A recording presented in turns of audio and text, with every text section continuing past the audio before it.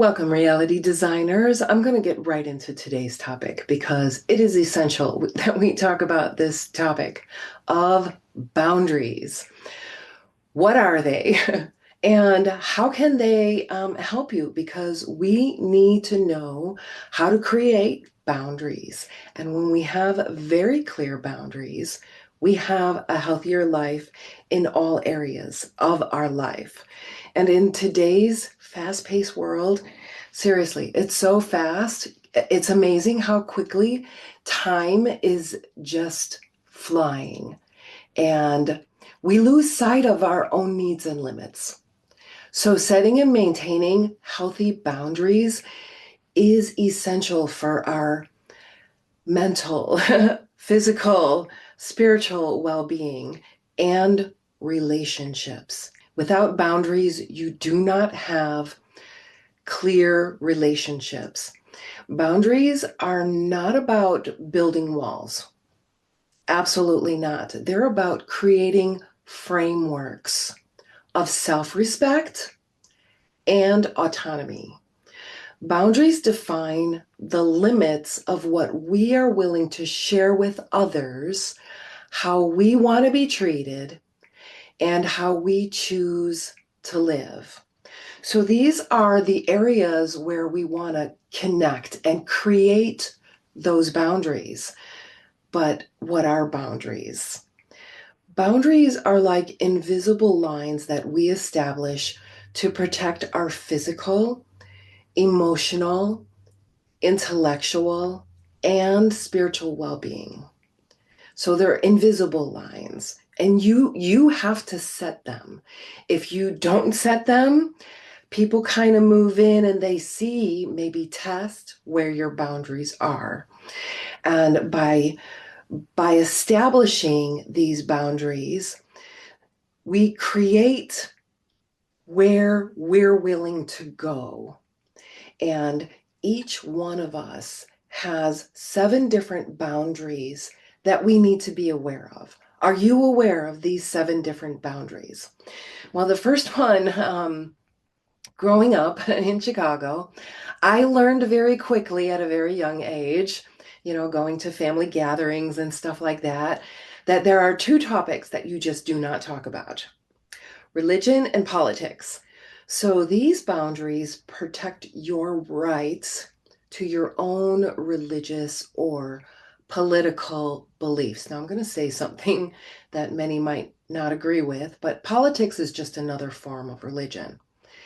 If you look at how the egregore is structured, it is an egregore. So ensuring that you are free from pressure, judgment, and shame. Those are big ones. Because if you don't align with somebody else's beliefs, they're going to judge and shame you.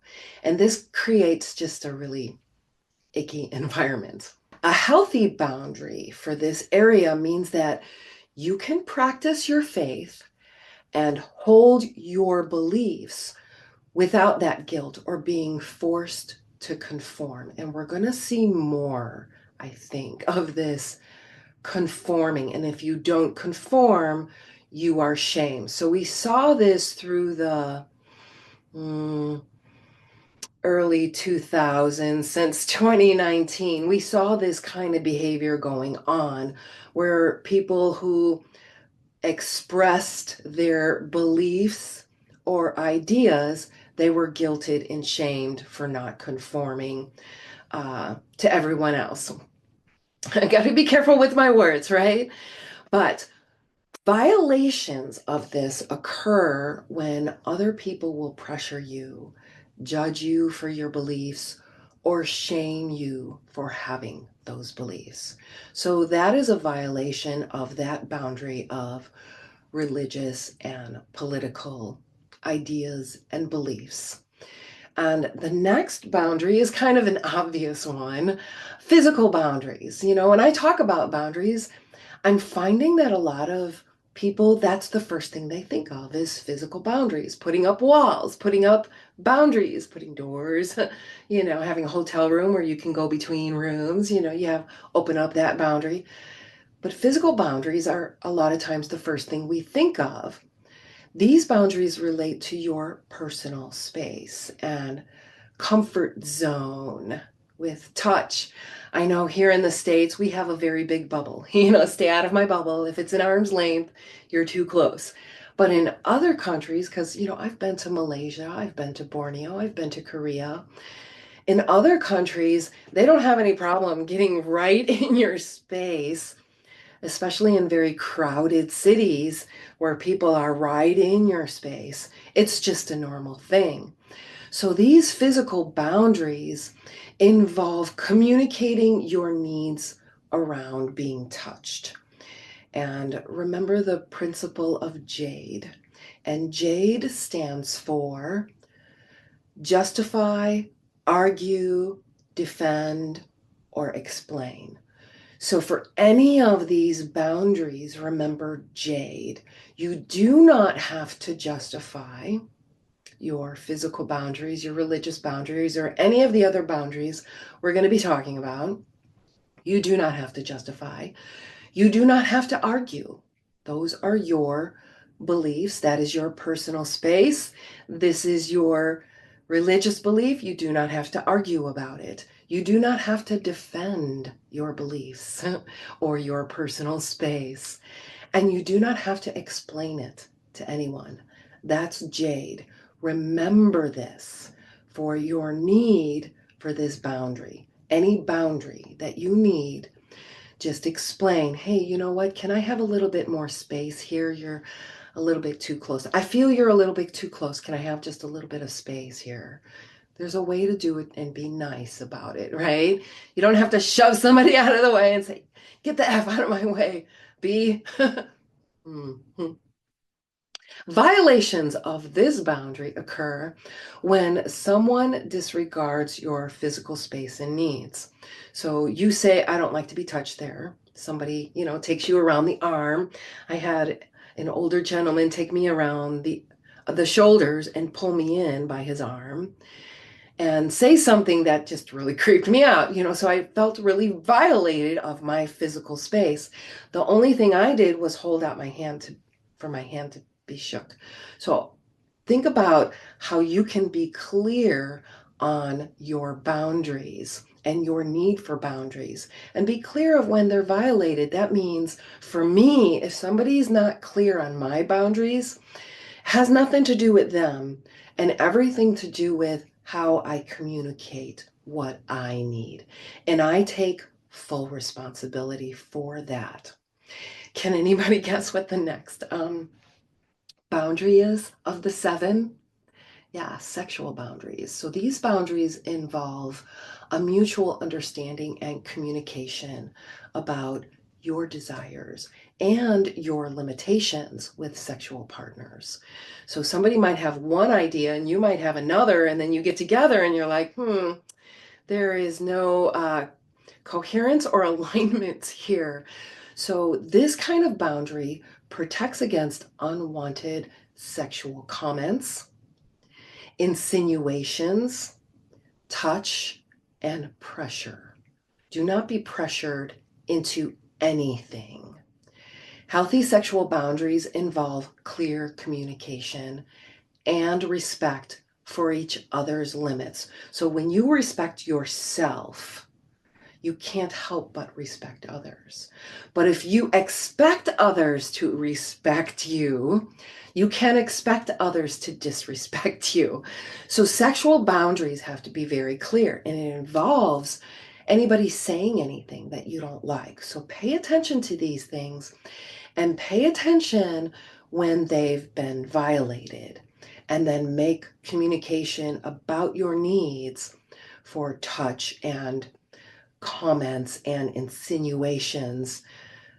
Make that very clear. If you need help, you could say, I have something to say about that, but not right now. Because some people, we need to process the language of, whoa, what just happened? What just happened here, Denny? Here was the situation. What just happened? Always check in with yourself and what's going on with any situation. Because the next boundary is emotional boundaries. So by you checking in, you're honoring your emotional boundaries. And this Emotional boundaries deal with how we share our feelings and, pay attention, how we share our personal information. So emotional boundaries, and they become adaptive. It means deciding what to share with others or reveal more personal information about yourself to get to know someone. So when we first meet someone and somebody's saying, where do you work? Are you married? Do you have kids? Do you have pets? Um, how much money do you make? I mean, do you own your house? I mean, if all these questions are coming at you, I mean, I've actually had people ask me these questions. So instead of responding, I ask why, because this is a violation of my boundaries in deciding what to share and reveal personal information about yourself. So really think about your emotional boundaries. Are you setting clear boundaries? Do you do exactly what I just demonstrated? Do you ask other people very personal questions? Is maybe a way to get to know them. But these type of questions and some energy types can build a wall. They can put a wall right up because they might feel like their emotional boundaries have been violated. So pay attention to those things. And again, violations occur when another person invalidates your feelings. You know, like, oh, I'm really sad. Oh, don't be sad. My feelings were just invalidated. Just invalidate someone's feelings. Oh, you're sad. I can feel you're sad. I can feel you're sad. You might not be sad, but take a moment to feel the other energy being. And if they've expressed they're sad, validate, I can feel you're sad. And this creates emotional boundaries. Next one is intellectual boundaries, your things, your ideas, your beliefs, your thought patterns, your conditioning. These are all your intellectual property, your boundaries, and I like to call them intellectual baggage because it's the baggage we carry around with us. But these are your intellectual things that we create boundaries around. And these boundaries around your ideas, your beliefs, your thought patterns, your conditioning means nobody else can just come in and change them. You have healthy boundaries around your intellectual boundaries because of awareness of appropriate discussion topics and respect for the opinions of others. So we create these boundaries starting with ourselves. We create a space where somebody is open to talk about a topic and not feel shamed or judged about it. And if shame or judge comes up about it, for example, if I'm talking with somebody and they bring up a topic and something comes up within me, I feel something about that. I don't shame them or judge them. I might say something like, I don't understand this point. Can you explain more about that? However, if someone is telling me what I should be called, I know there was a time where people couldn't define women. I don't even know if they can still define a woman. But if I were to express how I define a woman, my thoughts and ideas and beliefs around that would have been or could be attacked. So this is a violation of what happens when someone dismisses someone's idea or shames or attacks their idea. So become aware of your intellectual boundaries, what you share with just anyone, or do you have boundaries? You know, my husband and I learned a very difficult lesson around sharing information with family members. You know, you think family members, you know, we're close, that kind of thing. So we shared a financial success. And, you know, we were very proud of that, my husband and I. And a short time later, someone in the family accused us of all of these things. So I told this story before, but what we didn't have at the time were these intellectual boundaries set up. So now we talk about it, say, hey, I feel this is information I don't want to share. Or he'll tell me, let's keep this to ourselves right now. So we share and make sure we're in agreement with some of these boundaries as well. And this helps our relationship. Next, boundaries are material boundaries, and these are related to your tangible possessions, your property, your money. And material boundaries involve setting limitations on who and how you share your assets with others.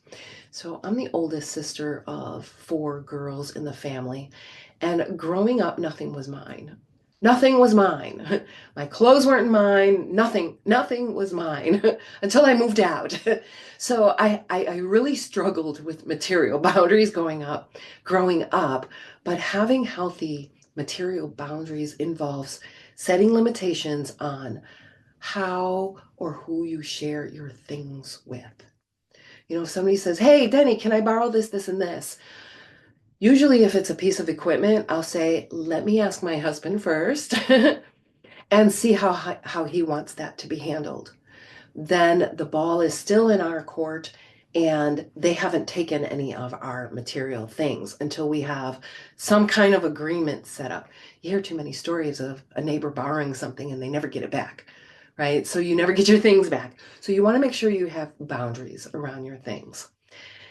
Last one is time boundaries. They say that time is an illusion, but actually, it's one of the dimensions we have to deal with in this time space reality. And so, time boundaries relate to how you prioritize your time because in this realm right now, with social media and all of the devices in our faces, time is literally being stolen from us through our focus, attention, and awareness on something else that is not a priority in our life. So think about your priorities. Is getting on Facebook for 2 hours one of your priorities? If it's your business, hire someone to do it. That's the best way to do that because then you're setting up your time boundaries. And these boundaries involve setting time for specific people, my closest relationships, places, things, and especially yourself. So, violations of this boundary can occur when another person becomes too demanding or intrusive regarding your time. So, pay attention to who's gobbling up your time because if they're gobbling up your time, you're letting them. So, this is a boundary that we must keep. All right, so these are the 7 boundaries, and I want to hear from you. I want to know how you are setting up your boundaries. Maybe you didn't know about some of these boundaries because they don't teach this stuff in school. Some of these boundaries I had to learn the hard way, but as a trained coach, we learn many of these things. All right, so with that said, boundaries, I want to hear from you. I want to know what you loved, and I want to know what you would love more of. And in the meantime, keep being amazing.